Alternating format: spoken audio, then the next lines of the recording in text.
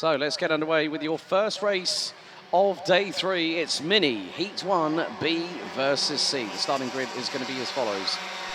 Julian van der Cotelet and George Desmay will be on the front row of the grid. Dan Van Dam and Adriana Kumbo will be on row 2. Mila Cornel and Louis Bieland will be on row number 3. Edouard Berger and Dorian Grandjean will be on row 4. Completing the top 10 will be Theo Handex and Didi Dadale.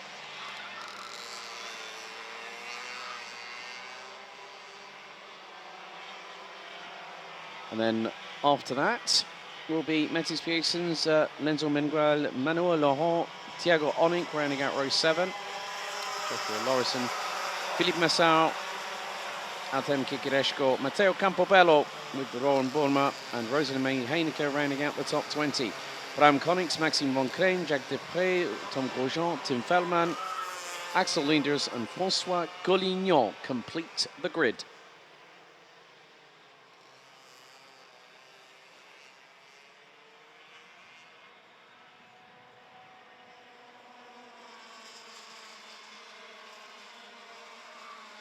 So it is going to be 9 minutes plus an additional lap for these drivers.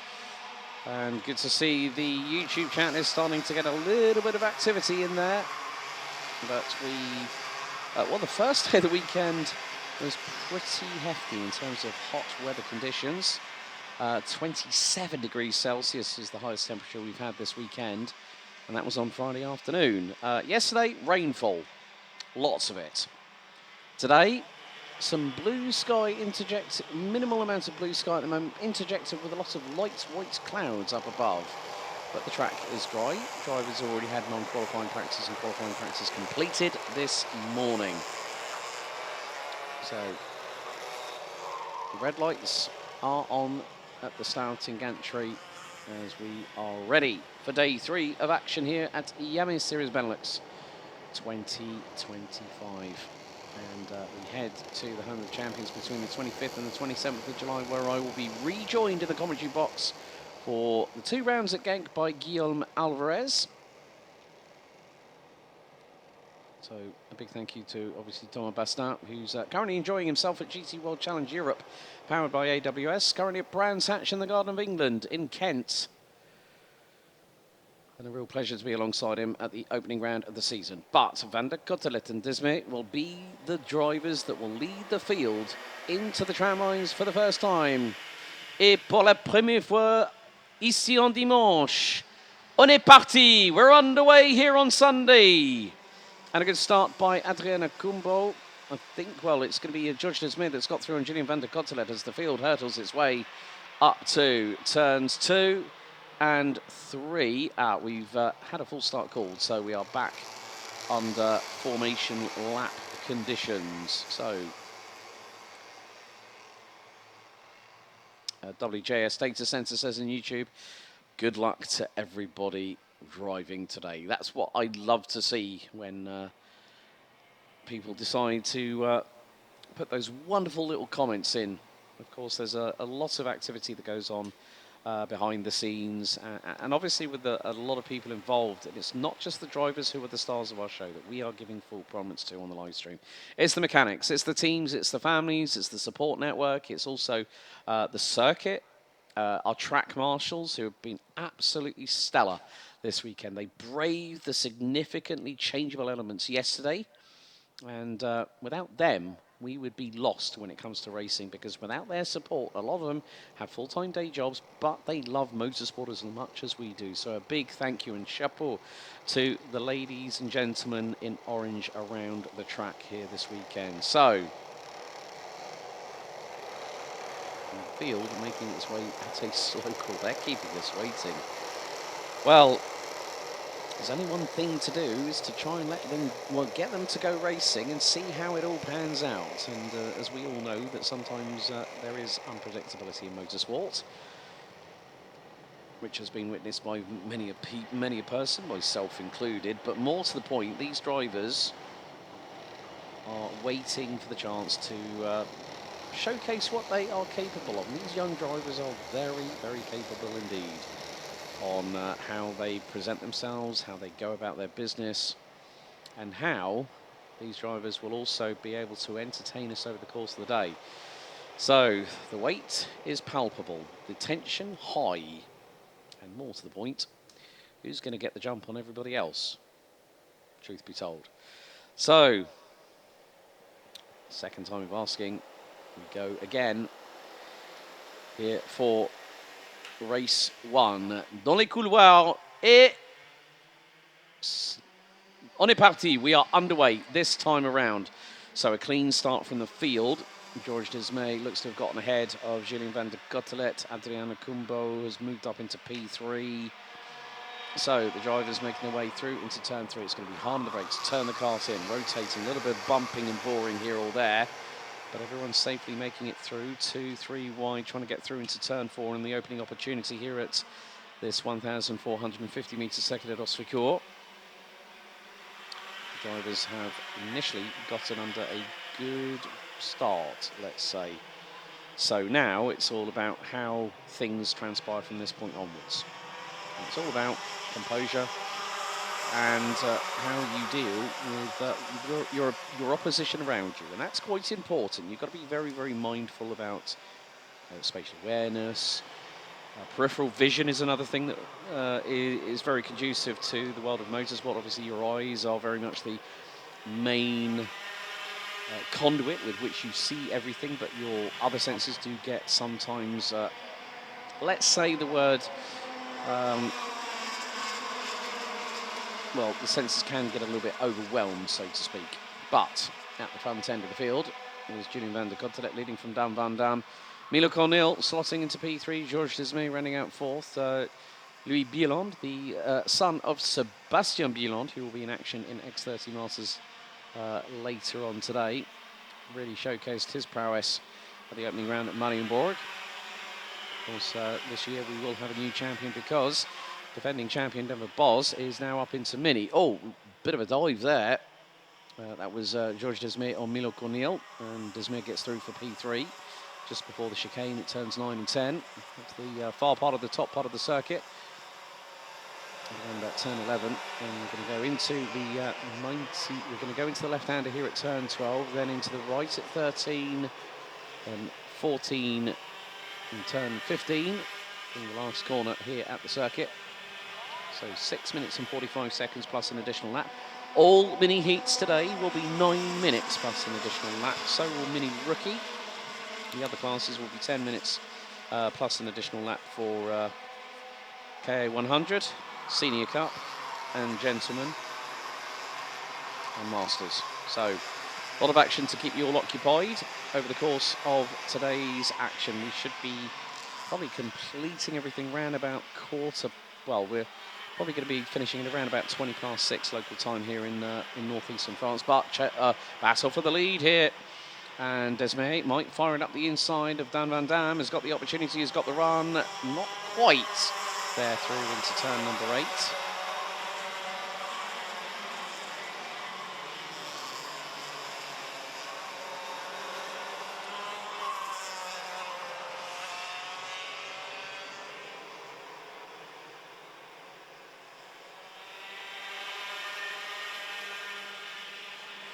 So now lap 3 has been completed. Jack Depré unfortunately retired on the opening lap, but we do have a leader out in front. That is Georges Desmay. Julien van der Cotelet right behind. As trying to remove Didier de Dalit on Theo Handex. Well, Dan Van Dam has dropped to the back of the freight train at the front end of the field. This is what I like about this class. 8:55. Just had a warning board. Matteo Campobello down in 16th position, but look, Louis Bieland got a little bit of a touch and it snapped the back axle from one side to the other. He caught it whilst the car was partially mid-air, and that was a great save by Bieland at that point.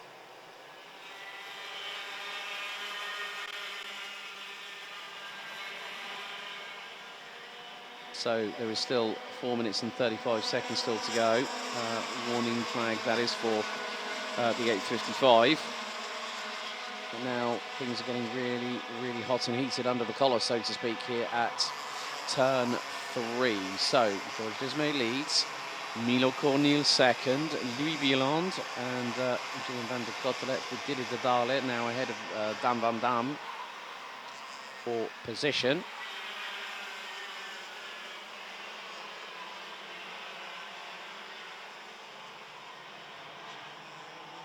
Bieland makes the move neatly through at turn 8. Milo Cornil now has the 829 right up his rear bumper, and through goes Cornil and van der Cotelet. Bieland has got, well, that's the Dale to the outside. Oh, that's brave from the 898, and he has gotten through as well. So Louis Bieland at one point was second, now drops down to 5th in that exchange. Oh, well, it's now a case of now or never. Oh, well, Julian van der Cotelet, I think, just got hung out to dry there. He's lost out to, oh dear, and Louis Bieland just gets caught up and he's spun around.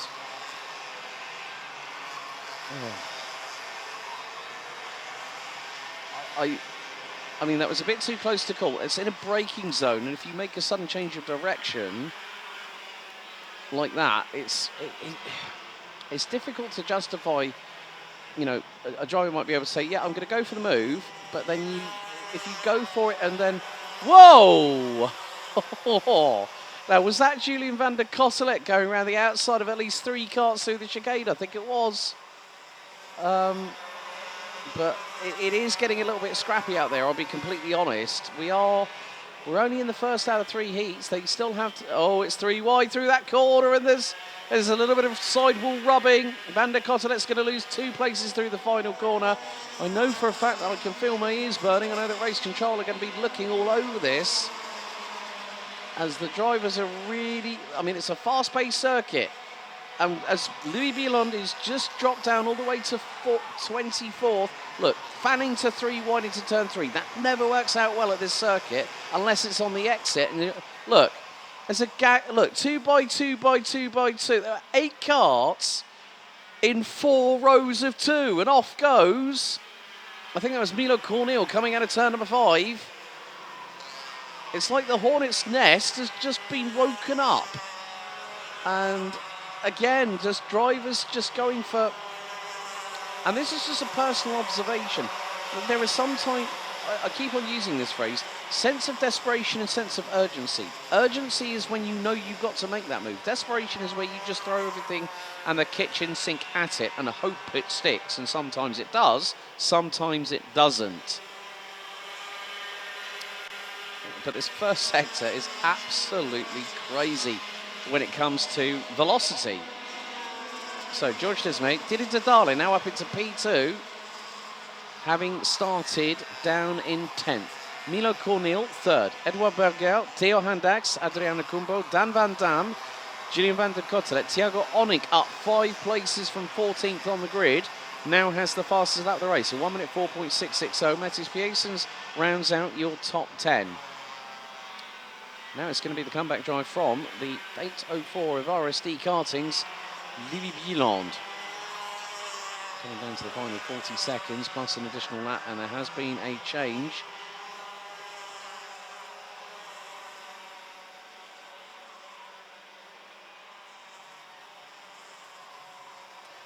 So Adriano Cumbo is in the cart on the right-hand side. Oh, that's Julian van der Cotelet in the middle.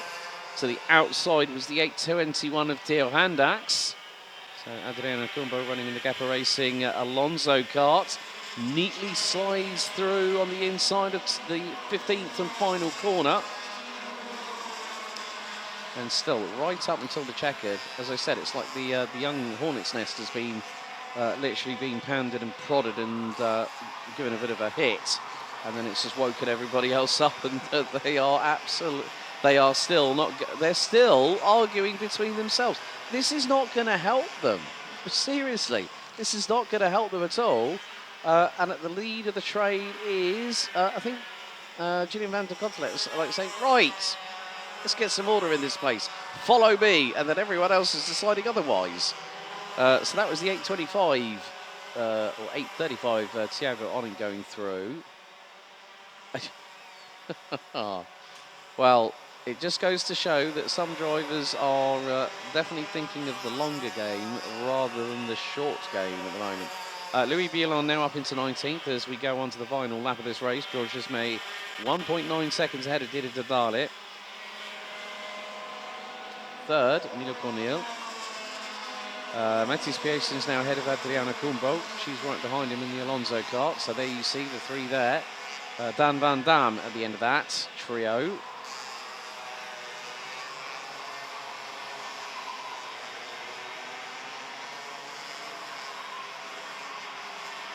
So in many respects, it's going to be a case of George Desmay just really running away with it whilst everyone is battling over the scraps on the Sunday table for lunchtime. But there is the 898 of Didier Dardale. Just up ahead, George Desmay. 8:41 for Falcon Racing. A distinctive black, white and teal green comes through the final couple of corners. Through turn number 15, and the first win of the day, it goes to George Desmay from Falcon Racing. And he wins ahead of Didier Dardale. For Belgium Racing on the Stody Kart. P3, Cornel takes it. Ahead of Edouard Vergao. Julian van der Cotelet started on pole, finishes in fourth. Thiago Oning. Good run there for the 8:35 for Belgium Racing again, running in the KR chassis. Takes sixth. Matthias Biesens for Fusion Motorsport, Benelux Progress Racing. Rounds out seventh, head of Adriana Kumpel of Gepper Racing. Dorian Grandchamp doing a good job there as well. The Euro karting driver on the red speed finishes ninth, head of the 8:54 of Belgium Racing's Joshua Lauritsen. Dan Van Dam, Theo Randax, Manuel Laurent ran out the top 13. Maxime Von Klein and Axel Linders made significant inroads in that. 8 and 11 spaces apiece gained.